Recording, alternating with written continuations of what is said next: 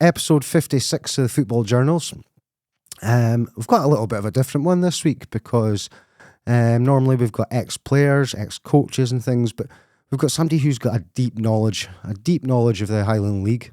Somebody who's got a long association with Buckie Thistle Football Club. Somebody that's an admin on probably my favourite group on Facebook because it's just floods the memories every time I look at it. Easton, Thain, welcome to you. How are you? I'm fine. It's not the best time of year. It's cold, but we'll get by. So I'm not too bad at all. Exactly. Easton, you're a Buckie Thistle stalwart, as they say. Yeah. Am I right in thinking you go to every game? No, I used to when I was living in Buckie, but when I moved to Inverness for work in 2015, it was in retail, so I could only get to certain games. But thankfully, for the rest of the season, I've got Saturdays off, so I should get to most games. Brilliant. And we were actually discussing over the last couple of weeks. You do all this by a bus journey. That's a hell of a commitment, my man. Well, technically, it's not too bad. I do have some bus journeys, but we have got players based in Inverness, so I can usually get through with the minibus as long as I get to them to meet the minibus. Yeah. But however, in the new year, I'll be qualified for my bus pass, so I might be just going through a bit earlier so I can just have a full day. Brilliant. Okay, the podcast always starts with the same question, Easton, and it's just a general get to know you kind of question. How good a football player were you as a child? How good as a child? Let's say I was probably left back in the dressing room. But no, I mean, I enjoyed playing, and when I got older, I actually played for Buckie Thistle. Wow. That's a supporters team. Okay. 102 games, and I can remember all my goals, both of them. And then later still, I formed the Buckie Thistle over 45 supporters team. Yeah. Do you have a position you played? I wasn't quite left back in the dressing room then, but I was actually the manager of the team, so I just played the occasional game. But I enjoyed that as well. We played, the teams we played against. It was in the Murray local league and stuff like that. We came up against some ex-Highland League players, including Kenny Henry and Robbie Nichols. So we were up against quality opposition. Absolutely, yeah. There's some names for you, like. So I'm going to kind of just take it back a little bit. You moved up to the area in the 90s, but what area are you originally from in Scotland? Well, I was actually born in Bridge of Allen, which is just beside Stirling, because my mother was a school teacher down in that area. She was a headmistress, actually. But we actually moved north to Lagan Bridge, which is not far from Newtonmore, when I was about 1 year old. So although I was born a Lowlander, I consider myself a Highlander. Absolutely. So that's basically how we end up here. But after many, many years, and that was over the years, I moved to Edinburgh and other places, but I came back up here in 92. Okay. Did you have a football idol growing up? It had to be the Kenny Dalglish, without question. I saw more of him at Liverpool than for Celtic, but yeah, what a player, what a gentleman. You saw that even post-football, when he went to the Hillsborough disaster memorials and all the rest of it. He was just an incredible person. Yeah. You'd be surprised how popular Kenny is as an answer for a football idol. We've had a lot of guests on, and I think probably maybe 10-15% of them will say Kenny Dalglish. Yeah. He was a superstar at the time, wasn't he, Easton? He was indeed. I mean, for me, he scored one of the best ever goals I've seen for Scotland when we played Spain, qualifying for the '86 World Cup. I mean, they were no mean side, Spain, but he just cut in from the left and then curled it right into the top corner of the net. It was just fantastic. I'd like to see that from somebody tonight. Do you agree with people that Kenny Dalglish should have been a Ballon d'Or winner at some point? Yeah, I'd have to say yes, no question. He was just, phenomenal. I mean, he had all the characters, not just, goal scorer and all the rest of it. He was just such a good player, person, whatever, manager as well, of course. Yeah. So, yeah, he should have. Yeah, he had the full package. Absolutely. Right, so I've actually never asked this question before, and I'm going to start including this in my regular questions as a podcast. Do you remember the first game of football you ever watched? Because obviously getting a bit older. Probably competitively, I would say it was probably Hearts against Ayr United, which was around about sometime in the 75-76 season, 1975-1976. Because my brother and his wife was in Edinburgh at that time when I was down visiting, so I got to go to the game. Couldn't tell you what the score was, but I'm pretty sure it was that game. Have you been to, kind of with how your football knowledge is and things, I take it you've been to a broad range of grounds and stadiums and that? Yeah, absolutely. Oh, keepers, aye. I've probably been to, I don't know, 200 or 300 grounds anyway. Wow. The years.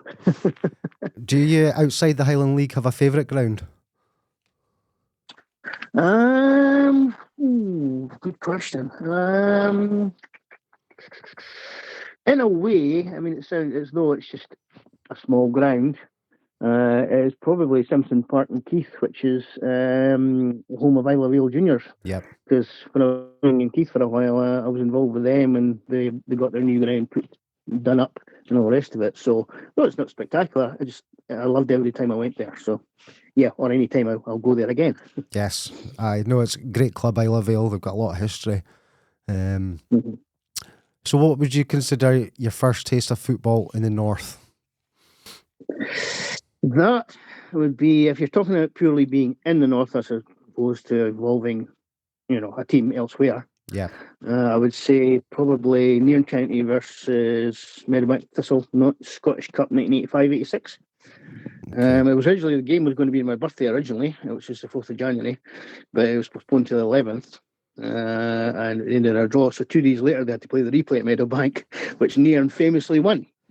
So I was actually a steward at Meadowbank Thistle at that time, my involvement with the club. So I wasn't disappointed Meadowbank lost because it was a Highland League club. So, but it was funny at the end. One of my fellow stewards trying to keep the Nairn County fans off the park. It was hilarious. No chance. No chance. Do you think you've always kind of, as you say, you're born and kind of moved up from an early age, consider yourself a Highlander? Did you always have an affinity for the Highland League and North football? Yeah, I mean, I don't suppose I saw too much of it when I was living in Lagan, but certainly was aware of it. And through my uncle, he was a great Buckie Thistle fan. So, yeah, I was always aware of it. And it was always the case that someday I would hopefully get involved with the club. Yeah. So you mentioned early 1990s. What would you say was your first association with Buckie Thistle? Well, so play was in against Cove Rangers. Cove Rangers.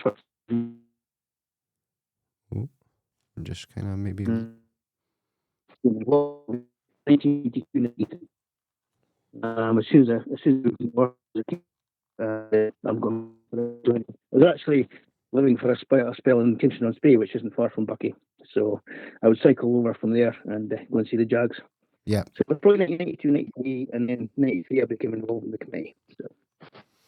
How do you go from just kind of being a watcher of Buckie and things to getting involved in the committee? Is it something that was reached out to you? Did you reach out to Buckie Thistle? Well, I remember correctly, I just said, look, boys, you need help. There are, clubs like the Highland League are not like Shelter Rangers, haven't got loads and loads of employees or anything like that. We're all volunteers. Yeah. So I just volunteered my services. And I already started doing the programme, so it's just a case of moving on and seeing if I could help out behind the scenes, at the club.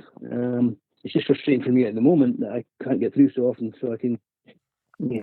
Right. So you kind of briefly mentioned it there, making the match day programme.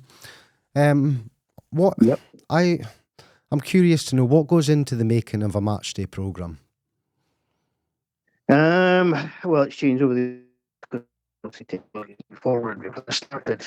There was no real it was internet, but nothing, it is now. So it was a case of sort of writing it all up, just getting it to the actual printers, stuff like that. But I mean, obviously, as technology moved on, it became better and better, and you could produce a better program. Yeah. But it was a case of just gathering all the information, looking at the opponents, that sort of thing, doing a bit of historical stuff, if you like, and just building it upon that. Do you think through doing the programme and things, it kind of built your knowledge a lot of the game up in the north? Well, absolutely. I mean, I've been a Highland League historian for quite a while, so I do have records and so on. But it's always great when you're looking things up and you come across something else that you didn't know. So yeah, absolutely. Yep. Mm-hmm. So this is probably a hard question for you because there's probably so many. But do you have a favourite edition of the programme? Yes. It is a difficult question because I don't think I can pick out. Sorry. That's okay. Just 2 seconds. I don't think I can pick out one in particular, but there certainly is favourites. I would say along the likes of the testimonial issues for Paul Lamberton, 2007, Kevin Main, 2012, 2013, Jamie Shewan, 2013. Also an issue against Rangers in 2014, and most recently probably Linfield. We played them in the Challenge Cup. Yeah. It's the first time we'd played an Irish club, so it was brilliant doing that. I got brilliant help from them, from Linfield themselves. And probably also in the last season, number 500, which was against Keith. Yeah. Do you, out of the kind of 500 that you've mentioned, how many programmes do you think you've been or had a contribution towards? Well, I've done most of them. Yeah. Contribution-wise, yeah, all the managers, all people that stood in for managers, all my friends. I've got a good thing called articles in the years, so it's not down to me. If it was just down to me and myself, then it would never got this far. Never have got this far. So for all the people that helped me, brilliant. I've not stopped doing them. I haven't issued since pre-season, but I've not stopped yet. Okay. Right. So I'm still interested in the programme and things like that, Easton. So in terms of like a programme, what do you think is the key thing that's needed in a match day programme? What's the most important thing? Well, I think in nowadays, you can't really be up to date. You can't be bang up to date because of internet. All the rest of people see it. Yeah. So, whilst you still report on things that people have probably read about already, you can add your own slant to it. Yes. But you also must have, I think, historical things as well, because people do like to look back at games past, whatever. Or you can do a general article sometimes, which also brings attention. I mean, one that comes from the top of my head is I once did an article, I think it was about 3 pages, on a lady called Nicky Honeyball, Wow. who was possibly the first female star of football. So I did an article on her and all the times, and I also did one on the Dick Kerrs ladies at one time as well. So that kind of thing grabs your attention. It does. I think humour is a good part of the programme as well, is it, Easton? Oh yes, yeah. I mean, I've tried to be. I've done. I think there was a couple of times that I actually did sort of the articles in Doric in the Buckie speak, if you want. Yeah. So yeah, that got a good laugh, and there's always been little things that I've made fun of myself as well, which has also got a good laugh. It's just part of it. You've got to have a bit of humour. Absolutely, it keeps the readers in. Yeah. So we had a little discussion the other day. Obviously, I'd got my notes wrong, but you were Buckie Thistle's representative for the Aberdeenshire Football Association. How did that come about? Yeah, that was. I mean, we're just. It's various times at committee meetings and stuff like that. Just looking for volunteers to do that. That was one of them. But that's not the. It's just going to meetings and stuff like that. So putting our points of view across, thing, taking anything back to the club that was important about fixtures, or that's basically what the rep does. So that was one of the things I did, but I think it probably wasn't the most important one. Okay. So out of all your roles, kind of match day programme, committee, being on the board and things, what would you say is probably the task that takes up the most time, Easton? In the past, it probably was when I was match secretary more than anything else, because you had to deal with so much, not as much as they have to deal with these days. Yes. Because there's so many different rules and regulations now. So when I was in it was less pressure, but it was still pressure.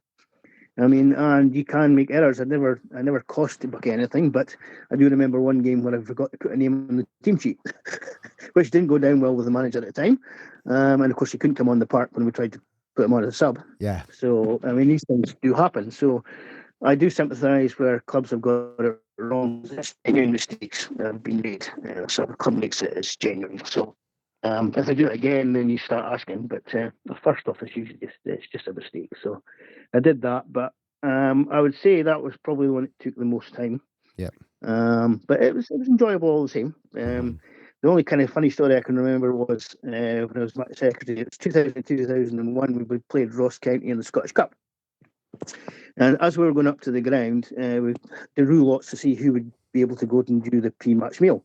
So I got the luck of the draw. So I'm busy sitting there. I'm about to tuck into my pudding and think, oh, blimey, I've got to do the team lines with manager Alan Scott at the time, God rest his soul. And he's kind of across the other side of the park looking at me going, where is he? And there's me dashing across, trying to get over to him to get the team lines done. So that was funny. Yeah. Brilliant. Okay, so these are my next two questions are always part of the podcast, and it likes to give... I don't expect you to be... You've seen so many Buckie teams over the years. I don't expect you to give me one answer. You could probably give me a few for this question. But who do you reckon is the best player you've seen at Buckie Thistle? The best player I've seen? Yeah. Well, I mean, purely on the best, other than an actual team, has to be the legend that is Alan Mickey McPherson. Yeah. He first played for the Jags as I think he was 17 at the time when he came on in an Aberdeenshire Cup game against Aberdeen, I think it was, yeah. Mm-hmm.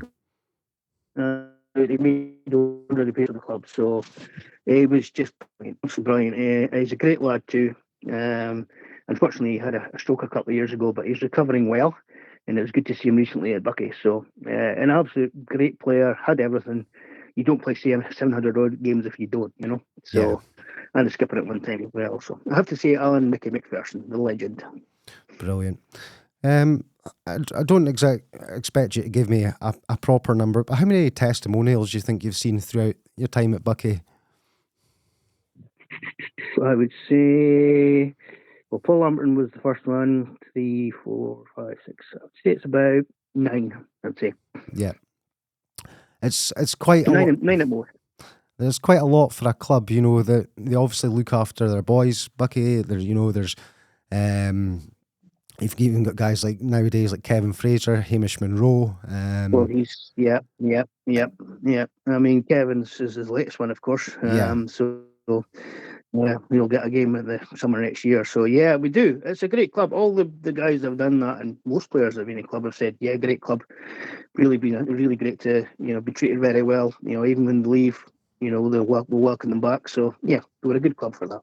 Absolutely. Okay, the flip side of the question for Easton: who's the best player you've seen play against Buckie? There's probably loads and loads of them. Well, not loads, but ones that have definitely stood out. I'd say probably a couple come to mind at the moment, although I'll probably say later on, I should have mentioned so and so. But definitely Ian Stewart played for Lossiemouth. Yeah. He was a goal scorer supreme and a brilliant player, so he's definitely one of them. And before he played for us, Ian Moby Murray. Just a pest. I mean that in the nicest sense. He would score goals for fun. I mean, he almost got, was it 51 year or something like that? So he probably did. I'll need to check with Ian himself. But those two definitely, but there will have been others. Brilliant. Yeah, we've had Moby on here about a year ago now. He's a character. Yeah. He's a character. He's probably one of the funniest people I've ever met in my life, and he's got stories for days. But as you say, a really good football player as well. Absolutely. Oh, he was. He was class act. Of course he was. Yeah, of course he was. And he was with Buckie as well when we won the league. So yeah, brilliant. Absolutely brilliant. He's a nice, like you say, nice lad too. I suppose maybe just don't mention Easton in the Scottish Cup. When he had a little bit of the green. Yeah. That was yeah. We'll just kind of touch on the championship winning team. It was what had happened is Greg had managed we've spoke about this before in the podcast. It was every time you seemed to be down, you just add a new character, and it was a team full of characters. Is there any of that championships team that kind of stick out in your mind? Well, I mean, if you're talking about characters, it doesn't necessarily have to be a great footballer, but it'd have to be Jamie Sheehan. Without a question, that local lad didn't play. He played for when he was younger. He played for junior clubs and so on. Mm. Then his life went a different way, and then he came back to football. So he wasn't about till he was 26. So he played for Buckie Thistle. So for him to finally realise to play for his boyhood club was just magnificent. And what a player, what a servant. He wasn't, I say, to say it himself, he wasn't maybe the greatest footballer, but what he had was heart. He had desire. It was his local club. He would have died for us. He's that good. Yeah. So for when we won the title, both in 2009, 10, and then the year after, he was actually injured for the first one, so he couldn't play in it. Okay. But he played in the second one when we won it at home. So, and his face that day was pure joy, pure joy. So I'd say Jamie Sheehan. Some of the people we've had from that squads on the podcast, we've had Biscuits. What was your first impression when you seen Biscuits?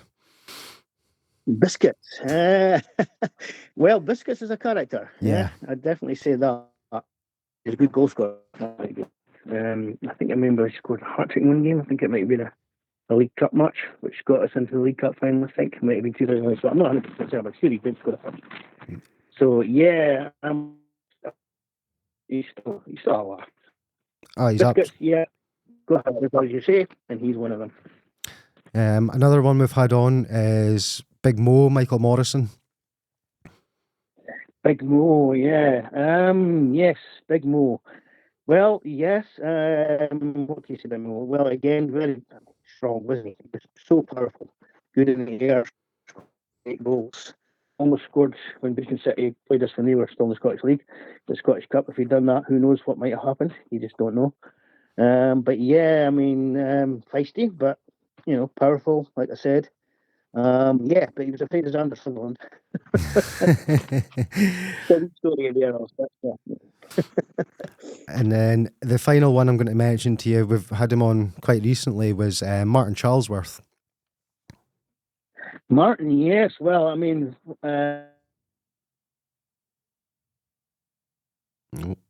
he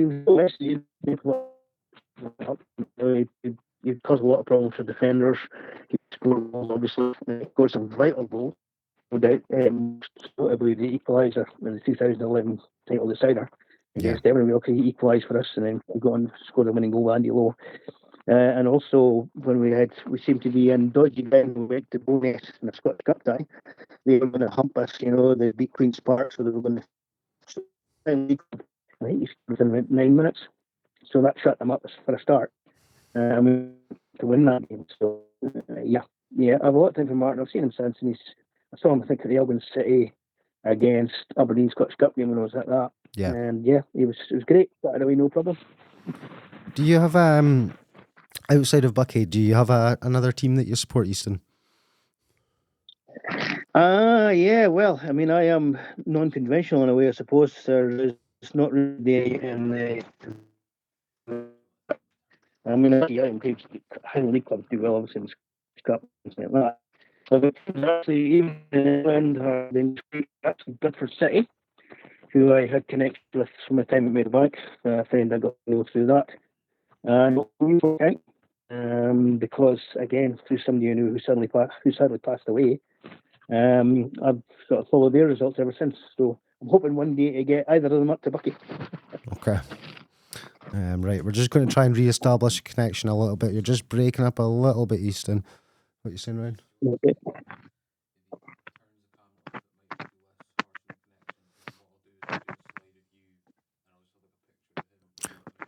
Okay. Mm-hmm. So what we're going to do, Easton, to try and stabilise the connection a little bit, is we're going to get you to turn your camera off if you can, and we're going to see. Right, is that just a video thing? Yeah, just the video thing, and see if we can pick you up a little bit better. And kind of as you're speaking on the podcast, we'll get a photo up of you to show the listeners that it's you speaking, if you know what I mean. Can you hear me a bit better now? All right, okay. I can hear you fine, yeah. Yeah, brilliant. I can hear you a lot clearer now.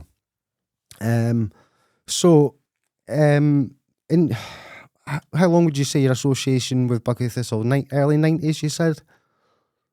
1992. 1992, so we're talking 33 years ago. It's a long time. Yeah. From where it began for you in the early 90s to now, what would you say is the biggest change in your time at the club? I would definitely say that would be probably become more, what's the word, professional, Mm-hmm. if you want to call that, off the field Yeah. and on it. So with the managers that we've had, like Greg Carroll and Duncan Shearer before him. So I'd say, yeah, I mean, what really started that off was when Mark and Murray Duncan came on under the invitation of Alistair Miller in 2002, Mm-hmm. because they had business acumen. So, that's what we needed. And they subsequently brought in Ian Clark and Gary Farker, the current president. Yes. So that kind of put us in a better level because of their knowledge. That's no disrespect to all who served in the committees that I've been on over the years. They've all done their bit. We're all volunteers, and we had great characters like old Joe Jappy and people like that. So everybody's done their bit. They've all been heroes in my book because we do it for nothing. But the guys like that, we definitely did because of their business acumen, things like that. So sadly, Ian Clark passed away in 2015, and then Murray Duncan passed away just this last week, which was very sad indeed. Yeah. Yeah. Do you think... I've started a football club a few seasons ago, a welfare club. It might only be welfare, but it's true. You need these guys who have got a little bit of smarts about them. It's not just football based. It's got to be business based. Money is so important in the game these days that if you don't have these people involved, it can. You've no chance. Exactly. Yeah. Absolutely. Do you think there's kind of... I'm probably going to push you hard for for an answer here, but do you think there's been a favourite kind of period at Buckie for yourself and where it was going the most well? Ooh, well, yeah, I mean, you've got to say probably the back-to-back titles. Yeah. It was a roller coaster. Going up to Wick and winning it for the first time in 52 years was something special. Mm-hmm. But then, of course, a lot of people will then say, well, subsequently then winning at home against Devonville the following season was quite incredible as well, because it was at home against your biggest rivals. And we hadn't won a title match at home for 60 odd years or something like that. So to win at home was very, very special. So that period, I would say that's probably the best. But obviously we've won the title since, but because me being away from Buckie, I should say, then obviously it's not been quite the same for me. Yeah, absolutely. You just kind of briefly touched on it there. The rivalry with Devonville can get quite intense, can't it? It's I've noticed that pictures a recent game, police segregation and things like that. But it's a big rivalry within the Highland League. It is, but funnily enough, it probably wasn't originally. For many years, Devonville admit themselves they were a toiling club, so it's probably since they've become more successful, and possibly since Elgin City left the league because they were one of their big rivals. Because we were upset at that time. We were kind of mostly on a par with them, so which was ahead of Devonville and Keith and people like that at that time. Yeah. Until the mid-70s when Keith got very good. So. It was probably because of that. There's an inter-town thing as well. And yes, like you say, there's police and all the rest of it. So it's not nice, but necessary, I'm afraid. Absolutely. Within the Highland League, apart from at Buckie, do you have a favourite ground to go to? So St. Forest Mechanics is one of my favourites. Yep. Rothes, I love it's a lovely wee ground, picturesque as well. And probably in Iron County as well. So, I like going to them all, it's just those ones are a little bit more to them. Yeah, absolutely.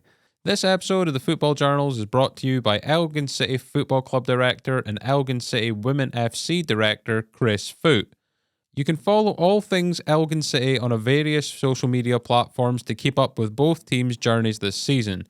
You can also check out episode 37 of the Football Journals, where Lee spoke to Chris about his life as a director, the progress of Elgin City, and his love for Manchester City. But, you know, in my opinion, you can just skip over to that last part, if you know what I mean. But in all seriousness, thanks once again, Chris, for your continued support, helping us keep the lights on here at the studio and making bi-weekly releases of the Football Journals podcast possible. So, are you a fan of kind of, well, we've seen it actually recently on the TV. It was Buckie Thistle versus Fort Martin.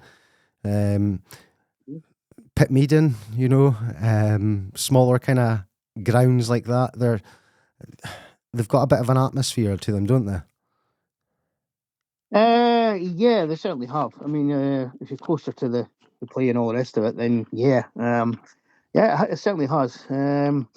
It's a funny one, Pitmeaden, because I do remember going there while I built once, and it was squelchy to say the least. Mm-hmm. Yeah, you can see so that. Much so I lost the sole of my foot. I lost the sole of my shoes. Brilliant. So that was quite funny, and I had to borrow somebody's boots that were too small to get home in. So, but yeah, I do like the atmosphere. I do. I must admit, those little places, definitely. Yeah. You don't get that in the Scottish League as such. So no. We're just going to kind of go into some general Highland League chat just now for a wee while, Easton. Mm-hmm. You run the History of the Highland League. Well, you're one of the admins on the History of the Highland League group. As I say, it's one of my favourite groups on Facebook because it's just got so much information and so much history in it. How did that come about? Are you in touch with the other admins? Do you know them well? Yeah, well, the group was actually started by a friend of mine called John Horroyd, who I knew through football programmes, because he's a big collector and he sold them as well, even though he lived down near Dumfries. So I got to know John through football first and foremost, because he was a great follower of Auchinleck Talbot. Okay. So he would follow them and I'd sometimes go down with him to games. And then he decided that, well, the Scottish League and all that, I've got Facebook groups, so why not Highland League? Yeah. Unfortunately, John died about 4 or 5 years ago now. He suddenly took ill, made it to hospital, but never came out, unfortunately. So that kind of hit us a bit, but we kept it going, along with Ian Davidson, who I know very well. He was related, I think, to the great Roddy Davidson at Cali. Okay, wow. Who's related to him. And the other guy is a guy called Ken Morton, who I've known through football for many, many years. He runs a football program group himself, but he's also one of my admins. So I know them all very well. But we do miss Big John, I must admit. Yeah. Have you got any kind of favourite things that come up in that group now and again, Easton? There's so much. There's so much coming on now. I mean, some of the stuff we're getting from Anbela and Andy Beaton and people like that, it's just amazing. But I love all the stories. I like hearing from the players. That's who I really like hearing from. You know, the guys that played in the past, like Martin Stewart, Brian Thompson, boys like that, you know. Yeah. That's who I like hearing from the most because they were there. You know? These were the guys that played in these big games and so on and so forth. So, yeah. But everything that goes on, you know, it's great. I always like to see, there's so many different things, as you say. Yeah, absolutely. You kind of touched on Martin Stewart and Brian Thompson there. How did you witness much of that Huntly team of the 90s, Easton? I did halfway once. I think I can't remember if they were both playing, but they beat Buckie 9-2 in a cup semi-final. Wow! So I knew exactly of their qualities. Absolutely phenomenal. I mean, Brian could hit a ball like a thunderbolt. Martin was just pure class. Who probably could have gone to a higher level, no question. Brian had played at a higher level, of course, occasionally for Cali and Cali Thistle and Cali Thistle. Yeah, Cali Thistle. So yeah, absolutely phenomenal team. They scored goals for fun. Closest we came to it was our 2016-17 title when the boys scored 30 goals each. Sam Urquhart, Chris Angus and Super John McLeod. So that's the closest we came to that. But they won it for 5 years. That will never be matched again. The Highland League, 5 years in a row. So that's not going to ever be matched again. No, and of course they were managed by the great Pelly Patterson. I've had Pelly on the podcast. Spoke very well. Do you think that kind of level of manager will ever be kind of seen in the Highland League again? Well, Pelly was something else, wasn't he? What a career. I've read his book. Absolutely phenomenal reading. And yeah, I just don't. I mean, in a way, Graham Spider Stewart is that kind of similar kind of manager, same characteristics and so on. But in general, most Highland League managers are, they're quite easy to talk to. Some of them are characters. I mean, there's some of them have played, so that also helps. Connor Gethin's Clark, he's doing a great job. So it helps if we've got ex-players in the management positions, because I think they know the game, they know the fans, all that sort of thing. But overall, in Scottish football, no, you don't have those characters anymore. No. It's kind of bred out of the game almost at time. It's everyone's, I don't like to say it, but everything in football's a bit robotic these days, and everyone plays the same way. There's not much mavericks in the game. Yeah, totally agree. Who would you consider the Buckie Thistle Mavericks? Ooh, the Mavericks, the characters. Yeah. Well, Kevin Fraser, the current captain. Captain Kevman, which is what I call him, which the reference that some older people will get. There was a character many years ago, a cartoon character called Captain Caveman. Yeah. So I just call him Captain Caveman. Definitely character he is. Great footballer. But yeah, I mean, sometimes you don't know what he's going to do in the park. He's that good. So I'd say probably Kevin at the moment, definitely. Yeah. Right. Here's a very difficult one for you, because you've probably seen thousands of goals in your time. Do you have a goal you consider the best goal you've seen in the league? Oh, dearie me. Well, goals wise, I mean, obviously I've seen thousands of goals, so it's very difficult to narrow it down to one. But probably three that really come to mind was Alan Mickey McPherson, the legend, against Huntly in 1992 in the league at Victoria Park. So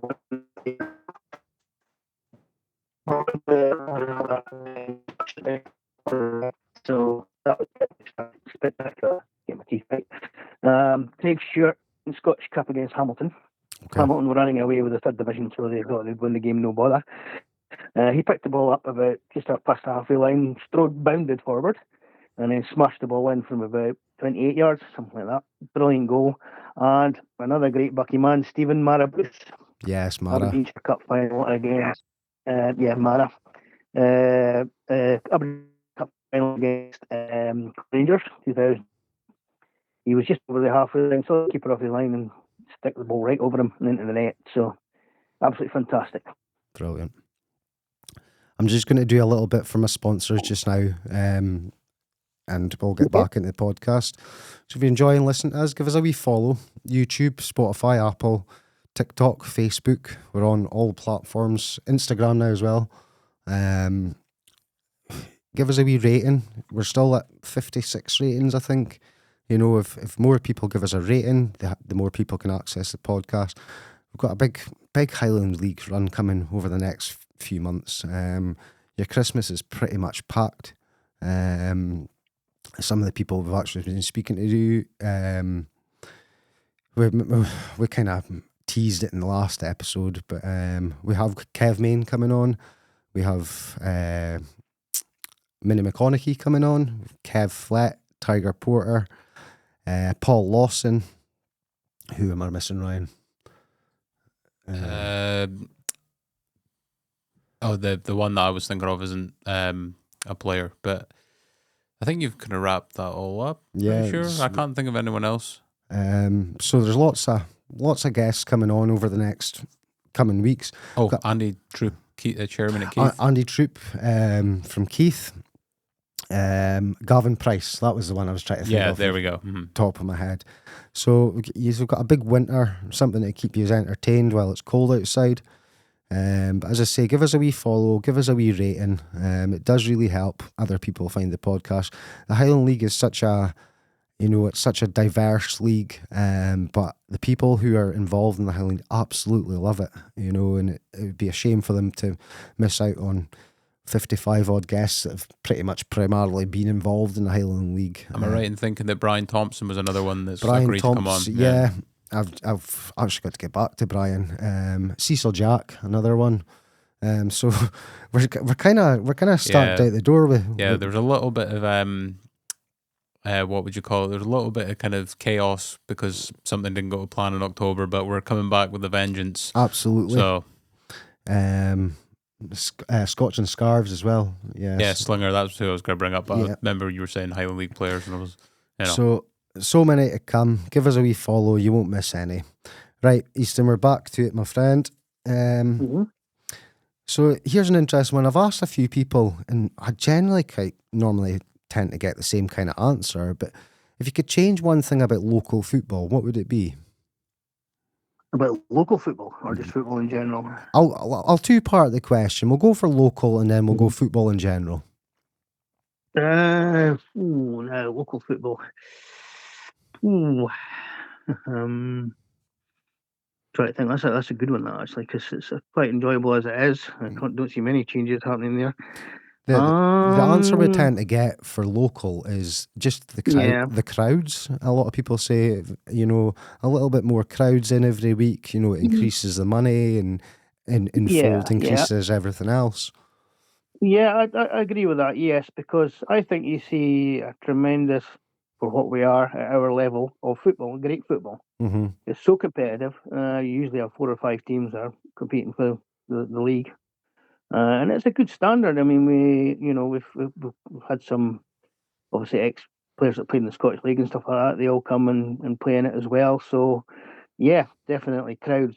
I don't know how you attract them, but definitely if we could get more people through the gates, perhaps play more Friday night games. Yeah. Because we had one against Fraserburgh and it got a much bigger crowd than it would have on the Saturday. So I'd say play at least one Friday game every month, at least.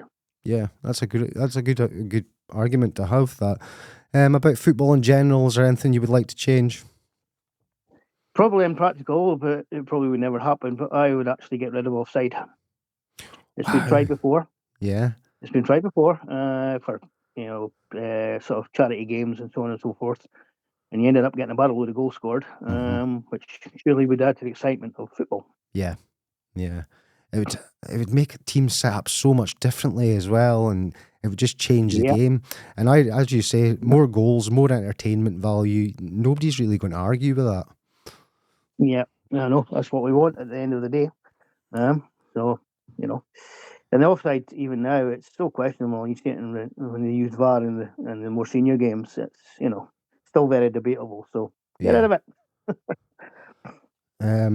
Okay.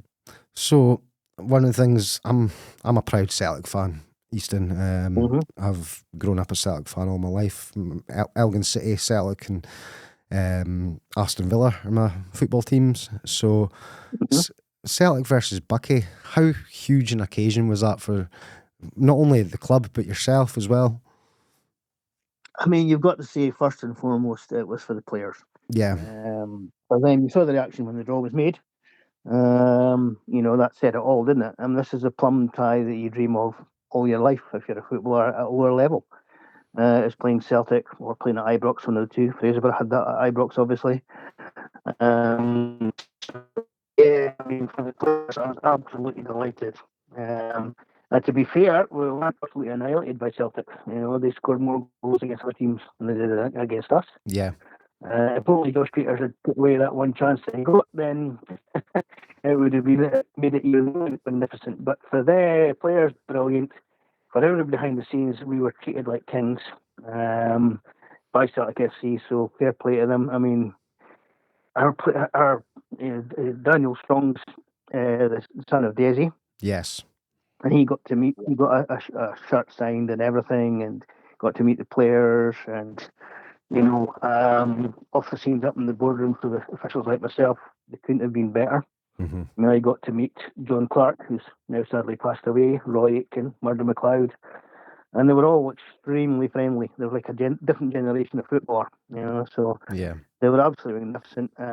For the Highland League, it was good as well, obviously, to put us on a bit more on the map. For the club, obviously, it brought in some decent revenue as well, which was very much needed.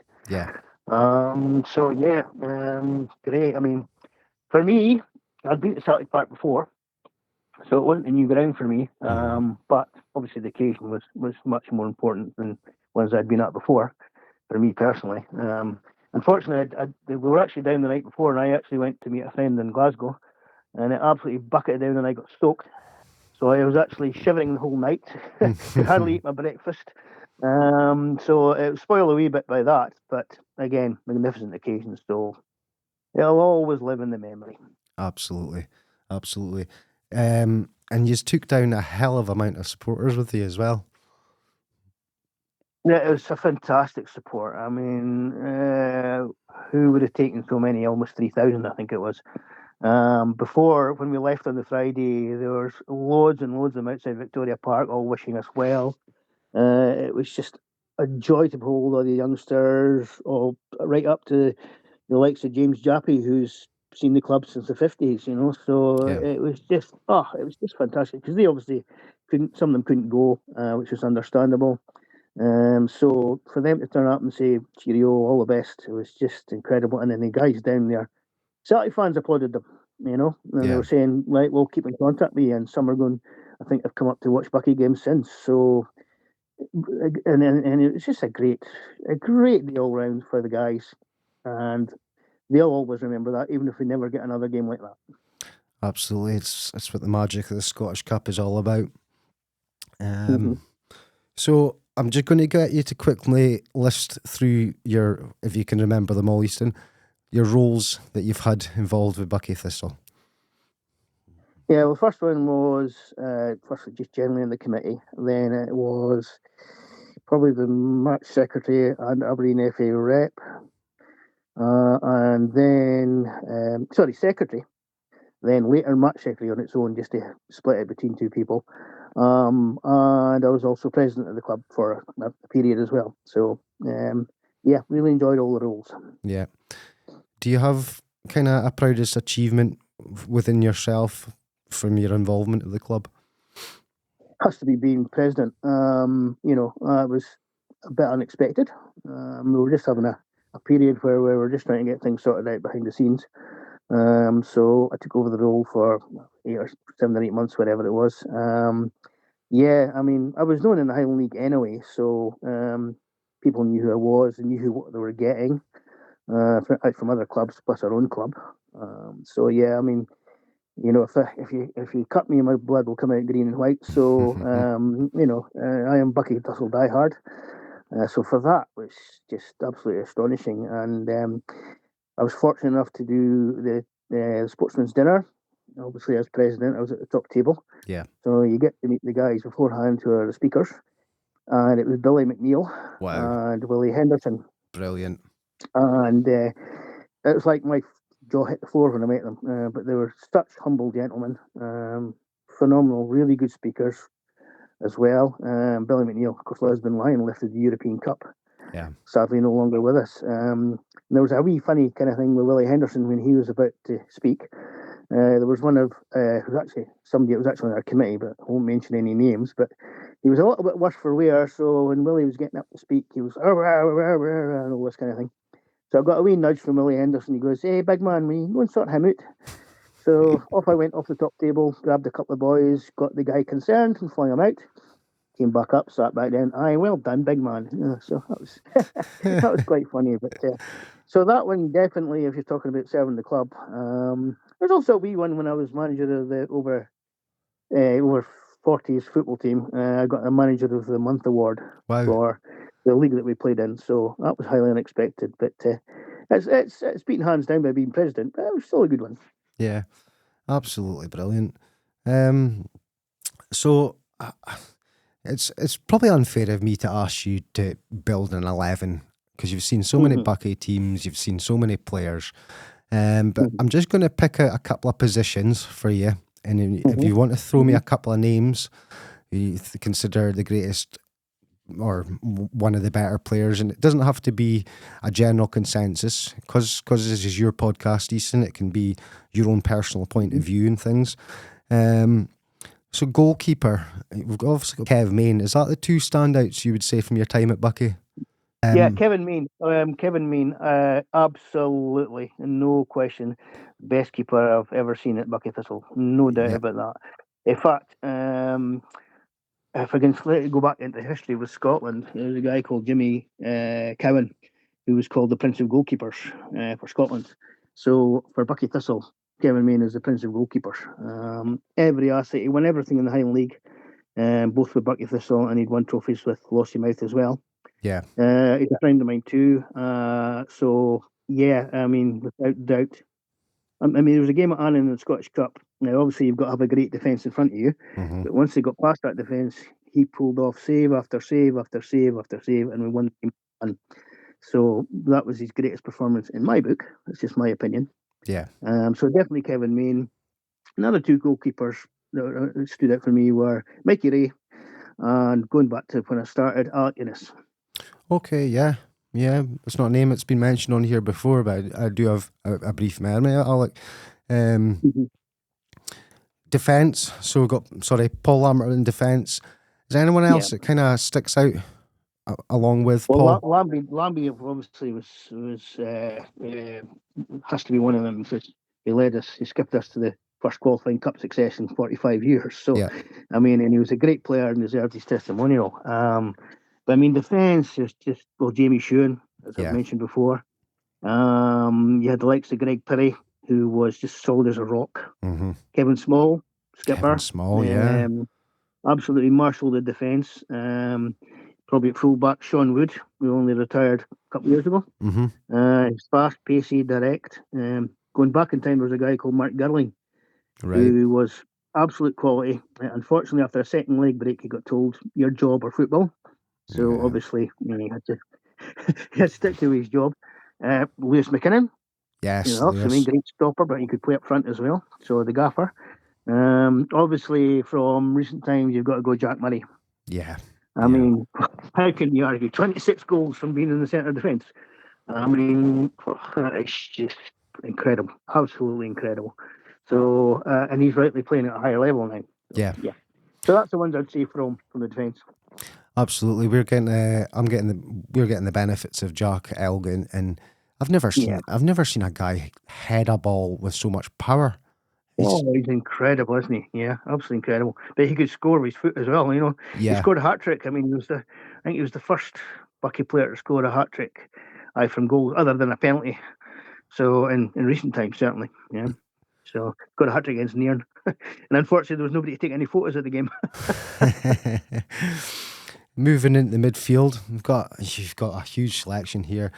Some of the guys that stood out to me personally is, and I'll always bring him up because he played for my welfare club last summer, during the summer, trying to keep himself fit, is Squish Monroe. Squish, what can you say? I mean, he's still playing, of course, when he's needed. Yeah. Obviously assistant to Lewis. Absolutely outstanding. His passing, absolutely incredible. He's an Englishman because he was born down south. So I always have a little rib up with him about that one. But absolutely great player, as was Donny, his brother. Yes. Who was our American because he was born in America.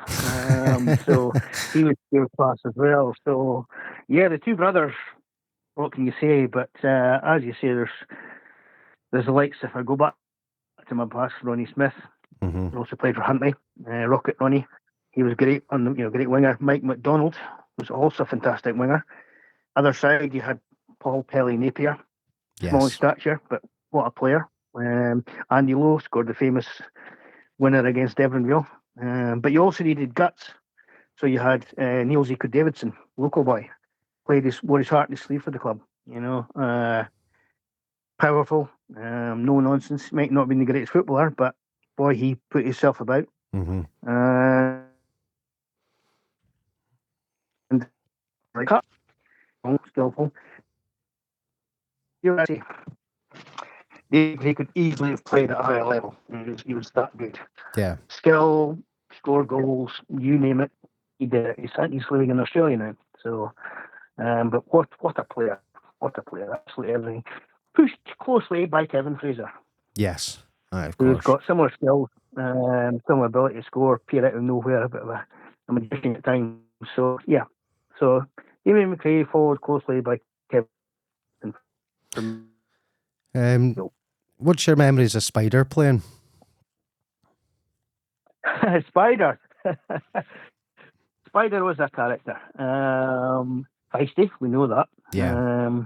I think he took that off the park as a manager as well. But yeah, I mean, skillful, no question about that. Could score great goals, no question about that. But he could get himself in trouble now and again. Yeah, he was known for it. So,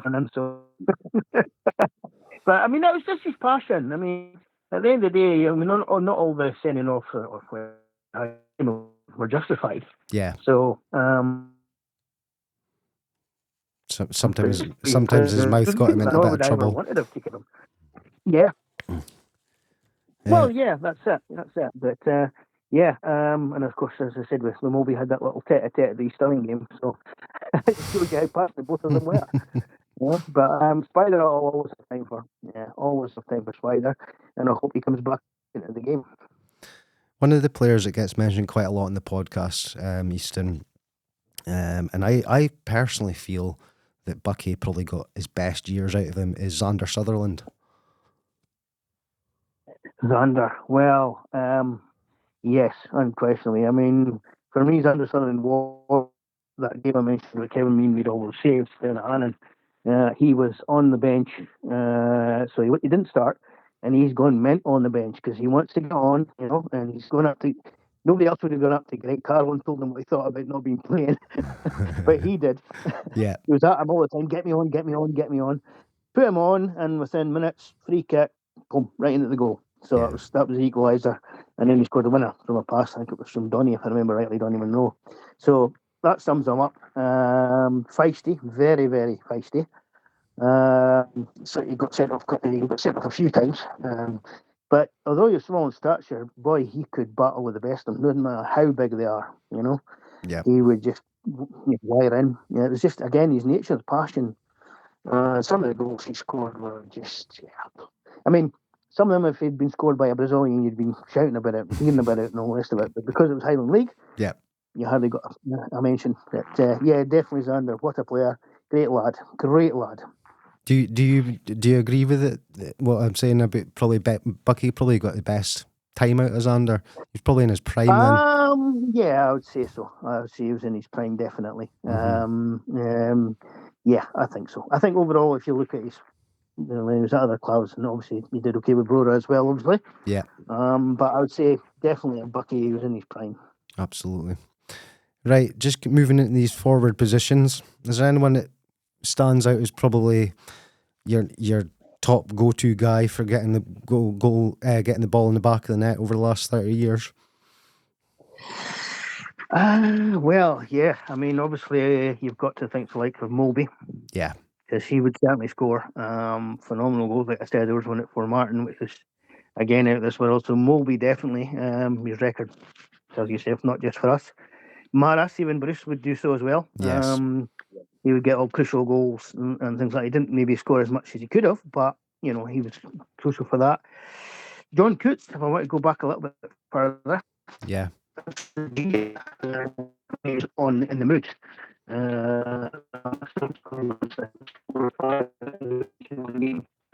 Which is incredible. Kissangas, although he could play midfield, stroke forward. He could walk through the fences, and then that season 2016-17, he won for John McLeod. John McLeod, yeah. Great goal scoring record John had. Absolutely. He scored 5 and it's got record for a single game in the Scottish Battle.